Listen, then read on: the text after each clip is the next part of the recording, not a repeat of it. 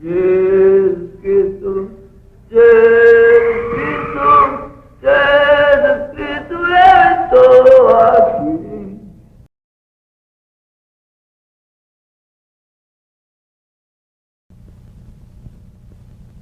Este hospício não é uma realidade isolada.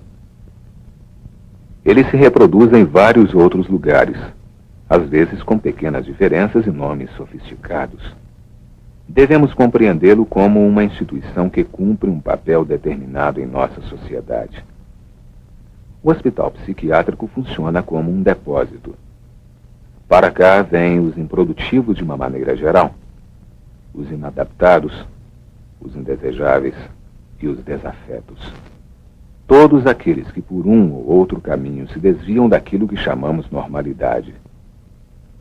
Através do hospício, a sociedade exclui os que não se adaptam a um sistema baseado na competição. Meu nome é Marlene Laureano.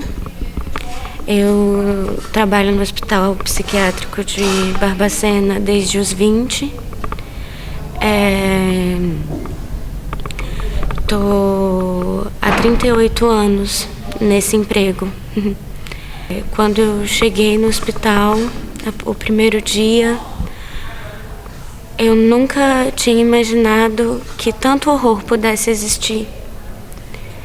E eu não sei o que me fez continuar a trabalhar no hospital e ver tanto sofrimento. Mas eu também acredito que as coisas, elas precisam acontecer na vida da gente. E talvez eu tenha sido colocada ali, naquele lugar, para fazer a diferença do jeito que eu pudesse. Eu vivi em silêncio. Oi, meu nome é Débora e minha história é difícil. Eu sou estudante de letras da Universidade Federal de São João del Rei, mas eu nasci em Barbacena, interior de Minas. Tenho 21 anos e... Nossa, minha história não é muito fácil. Não é muito fácil de contar também. É muito difícil pra mim falar sobre isso. Eu sempre fui uma criança meio esquisita. Minha mãe trabalhava no Hospital Colônia e eu gostava muito de ir pra lá pra brincar, pra correr nos arredores do hospital. E gostava muito também de conviver, de conversar com as pacientes. Bom, meu nome é João Bosco Siqueira. A minha história é uma história comum. Minha mãe, ela foi criada sem os seus pais, né? Foi criada por vizinhos. Aos 13 anos, ela foi para Virginópolis, aqui em Minas Gerais, onde que ela foi trabalhar numa casa de família. Muito nova, muito moça. Por foto que eu vi, que ela me mostrou, ela era uma moça muito, muito chamativa, muito bonita. E nessa casa de família, ela tinha 13 anos, ela fazia todos os afazeres de casa. Ou seja, ela não tinha tempo para brincar, para viver a adolescência dela. Ela foi trabalhando. Aos 14 anos, o patrão dela, que ela vivia numa casa de família, estuprou ela.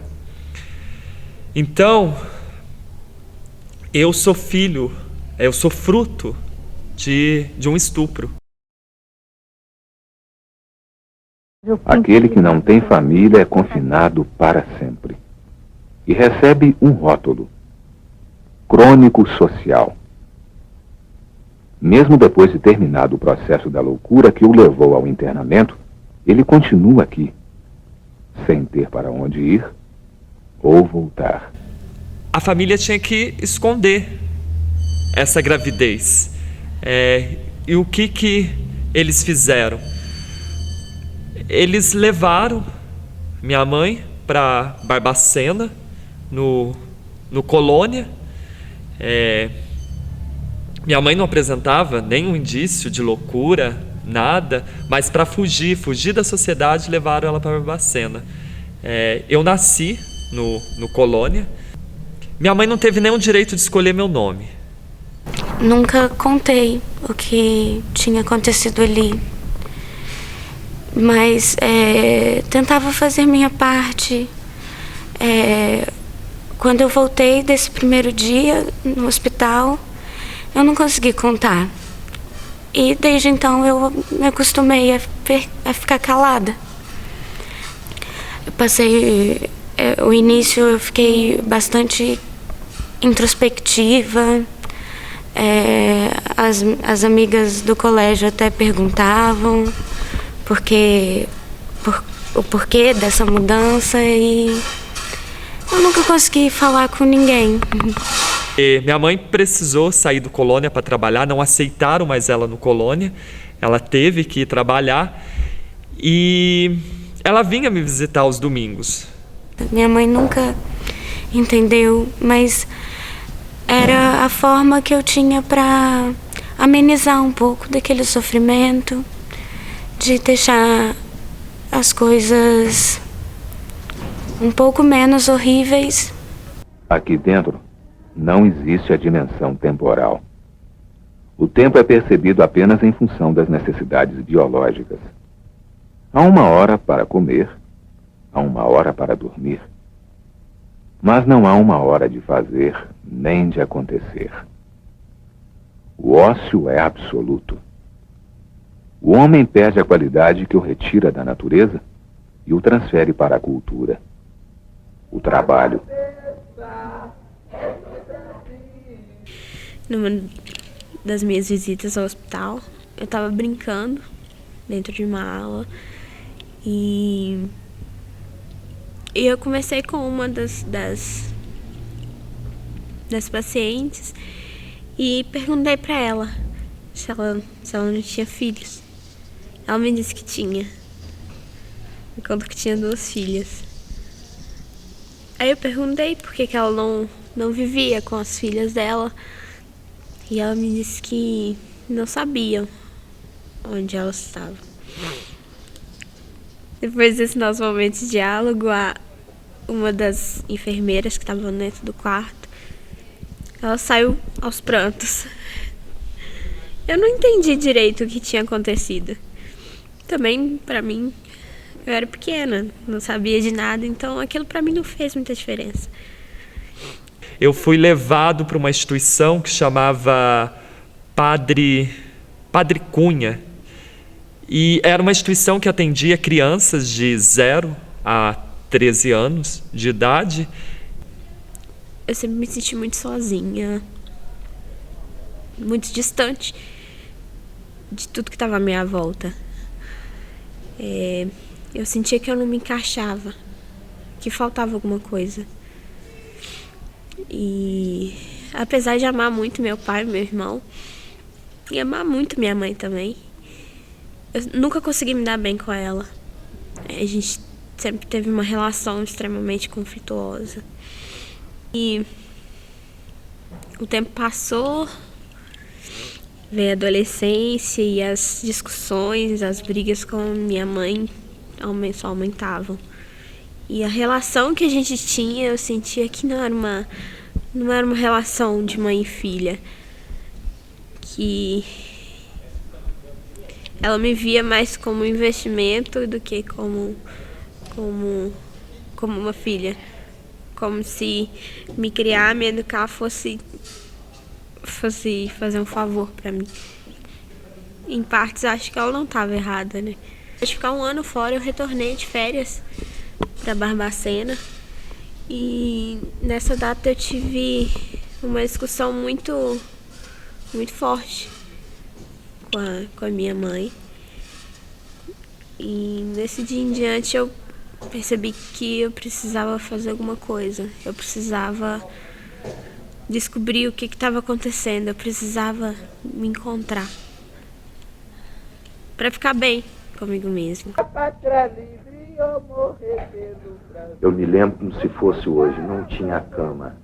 Os pacientes dormiam no capim, no chão. Era estendido à noite naqueles salões grandes, que o pavilhão, a estrutura ainda é a mesma até hoje, com pequenas reformas só de pintura, mas os cômodos são os mesmos, os dormitórios são os mesmos, desde a época da criação, da construção.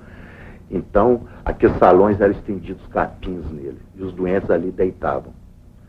De manhã, pelo fato do doente, né, pela doença mental dele, então defecava, urinava naquele capim. Então, de manhã, tirava aquele capim, estendia ali em frente ao torreão para secar. Aquele capim que estava assim muito estragado, né, muito imundo, então eles catavam aqueles fiapos sujos e repetia nova remessa à noite. Quando ele estava raliando, então conseguia mais capim para colocar no chão. Quer dizer, eram verdadeiros animais. Eu, quando comecei aqui em 62, trabalhava nessa parte de registro de paciente. Inclusive o Raul Soares e o Galba, na época, descarregavam ônibus aqui semanais de pacientes. Era 40, 50 cada remessa. Então era um Deus nos acuda. Nunca tirei férias no hospital. Eu fui uma vez a Montes Claros encontrar uma amiga, a Isabel, que foi paciente aqui no hospital. E o nosso encontro, ela me viu no corredor e falou que precisava da minha ajuda. Um pouco mais tarde, nesse dia, ela me entregou uma das roupas sujas e tinha uma carta embaixo. Eu fiquei tão nervosa de ver aquela carta na minha mão, porque aquilo podia fazer eu perder meu emprego e eu não podia perder esse emprego. Aí eu levei a carta comigo para casa e li. E comecei a investigar sobre o meu passado, sobre tudo que tinha acontecido. E eu perguntei a ela por que minha mãe era assim comigo. Se tinha acontecido alguma coisa. E ela disse que estava na hora de eu saber a verdade. Foi aí que eu descobri a minha verdadeira história. Eu sou filha de uma das pacientes do Colônia. Eu nasci no hospital. Quando eu descobri isso, engraçado que, acredito que a maioria das pessoas ia ficar extremamente triste em saber que não é filho dos pais biológicos e tudo. Pra mim aquilo foi um alívio. Aos 13 anos eu tive que sair do patronato, porque atendia crianças só de 0 a 13, e fui levado para a FEBEM.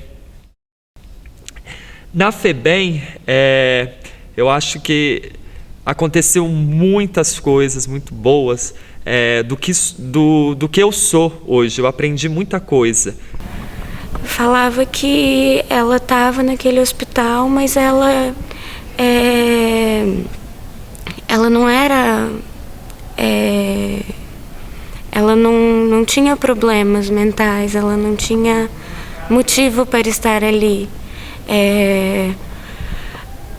Tinha sido uma briga por herança e o marido tinha mandado ela para lá. Aí eu fui atrás. Eu decidi ir atrás da minha mãe. Eu encontrei e não encontrei. Quando eu cheguei no hospital, procurei pela minha mãe. Uma das enfermeiras me levou uma senhora que pouco tempo depois eu descobri que não era ela, que era minha mãe. nesse dia mesmo eu descobri quem que era minha mãe e descobri também, infelizmente, que ela tinha falecido 1 ano antes. Paixão, tira nós todas dessa prisão. Estamos todas de azulão, lavando o pátio de pé no chão. Lá vem a boia do pessoal, arroz cru e feijão sem sal. E mais atrás vem um macarrão, parece cola de colar balão. E mais atrás vem a sobremesa, banana podre em cima da mesa. E mais atrás Os muros e todas as barreiras físicas funcionam para isolar o hospital psiquiátrico. Aqui dentro a loucura, lá fora a razão. Escondidos entre os muros, longe dos olhares, os chamados loucos são degradados física e moralmente. O único caminho que resta é esperar a morte.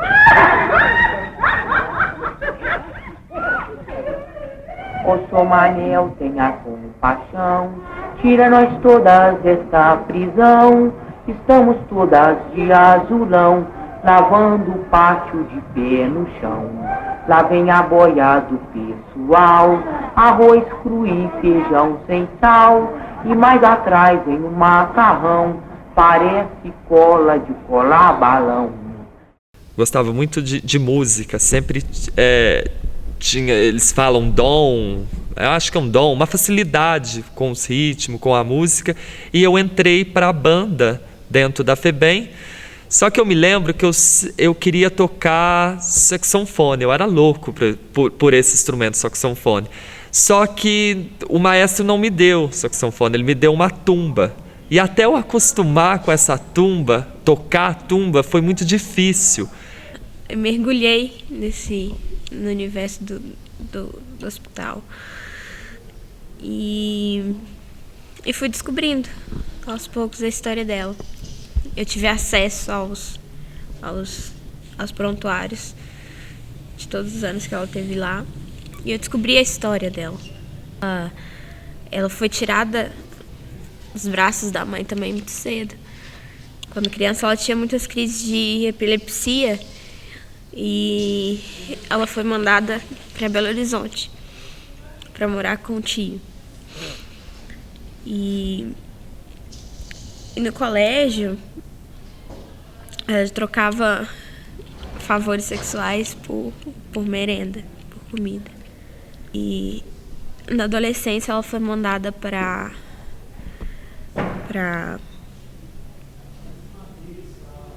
FEBEM e depois pro Colônia.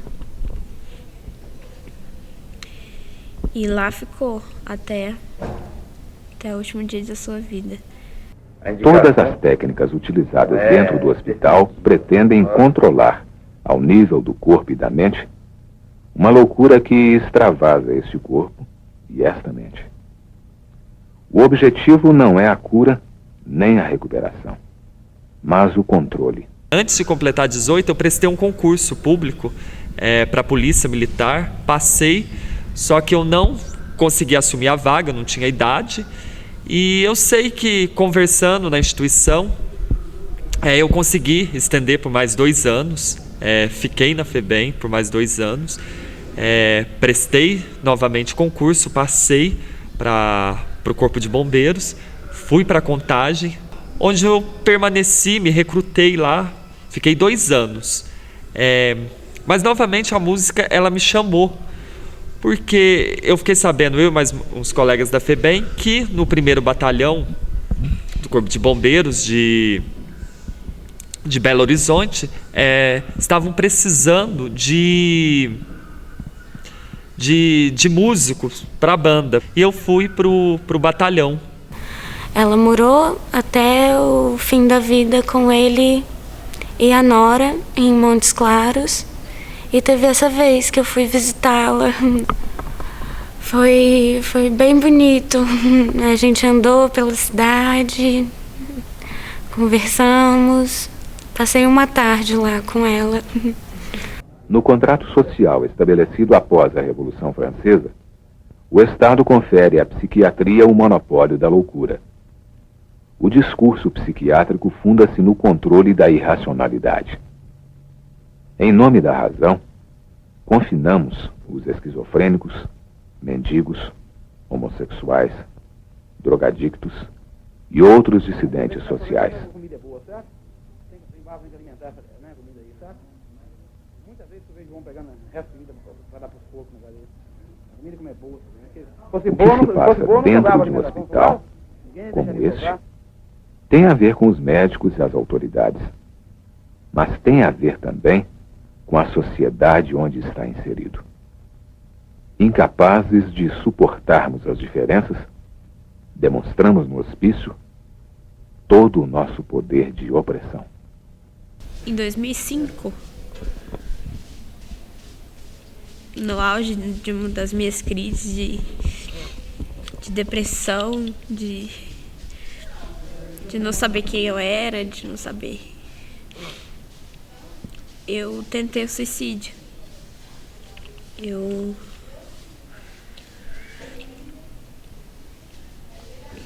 tomei 20 comprimidos e fui para a linha do trem, esperar a morte chegar. Mas ela não chegou. O hospital foi onde eu vivi a maior parte da minha vida. E eu nunca imaginei ter que contar isso, mas eu acredito que as coisas estão escritas de alguma forma e não tem como fugir. Hoje eu fico triste por não ter encontrado uma forma de sair, mas ao mesmo tempo eu sinto que é onde eu devia ter ficado. E eu nunca tive filhos, mas eu sinto que eu fui mãe muitas vezes, e justamente de quem precisava de mais apoio. Eu nunca contei essa história em voz alta e eu fico feliz de contá-la sem chorar. Uma das minhas amigas me encontrou e me levou para o hospital. Lendo os prontuários da minha mãe, eu descobri que eu me encontrei com ela 2 vezes. A primeira vez foi dentro da instituição, quando eu ainda era criança, quando eu perguntei àquela senhora se ela não tinha filhos, e ela disse que sim. Eu não sabia que eu era uma delas. E em 2005, na mesma época que eu tentei o suicídio, ela estava internada no mesmo hospital que eu fui levada. Eu fiquei a poucos leitos de distância da minha mãe e não sabia. Hoje eu sou chefe do Corpo de Bombeiros de Minas Gerais, com muito orgulho. Foi uma batalha muito grande. E nesse meio termo eu casei, eu tive filhos. Eu tive 2 presentes. Foi meu filho e o encontro que eu tive com a minha mãe. As pessoas, meus amigos do Corpo de Bombeiro, prepararam uma grande festa. Eu nem estava sabendo. Eu sei que eles me chamaram no salão. E quando eu dei de cara, assim, minha mãe estava na minha frente. Para mim foi um dia que eu não esqueço nunca mais. Eu sei que eu não falava nada. Eu só cheguei perto dela, abracei, e foi uma emoção que eu carrego até hoje. E naquele dia eu lembrei daquela cena que lá no patronato, que eu perguntei para Deus por que o Senhor tem mãe e eu não tenho. E naquele dia eu fiz as pazes com Deus novamente. E segundo relatos, ela nunca se esqueceu de mim. Que todos os anos, no dia do meu aniversário, ela falava que hoje é aniversário da minha filha. Ela tá fazendo 1 ano. Hoje é aniversário da minha filha. Ela tá fazendo 10 anos. Hoje é aniversário da minha filha, ela tá fazendo 18. E ela nunca se esqueceu. Todos os anos ela lembrava. E ela tinha um tercinho que sempre andava com ela.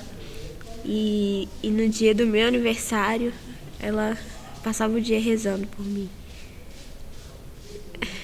Eu guardo esse tercinho até hoje. Pra mim é minha maior relíquia. Agora eu estou me preparando para minha viagem para a Itália. Eu tenho férias acumuladas, nunca tirei férias durante esses 38 anos. E eu vou para a Itália. Comprei a passagem e acho que vai ser só de ida. Não vou voltar para Barbacena, não.